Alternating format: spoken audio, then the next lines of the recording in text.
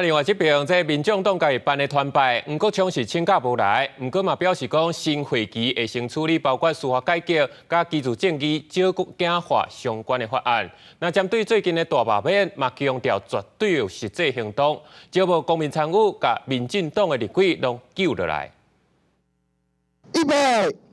众人徛规排，因为吴国昌请假代理党主席的职务，民众党伫初六早起由秘书长周武修。带全体党公职进行新春团拜，立法院新会期就要开机，对国民党提出希望修法加非核家园改做非碳家园，并且列做优先法案。吴国昌对纳备法案合作要期待。我们会非常乐意跟另外一个在野党针对这个会期，我们可以合作福国利民的优先法案来进行讨论。那我们接下来也会安排2个党团3党对3长的会谈。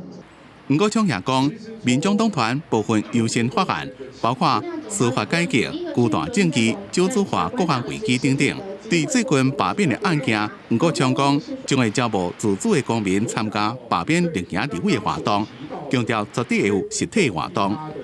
接下来我会协助这一些愤怒的公民、自主的公民站出来，对抗民进党的绿色威权体制，携手共同守护台湾的民主，一定会有非常实体的活动。另外，民众党的党主席之争这么团讲，敢若是要扫耳啊，和吴国昌做主席，将立委蔡壁如做副主席。对此，张启凯严正的补贴。怎么传出说有什么他来接这个副主席？第一个没有这样的编制，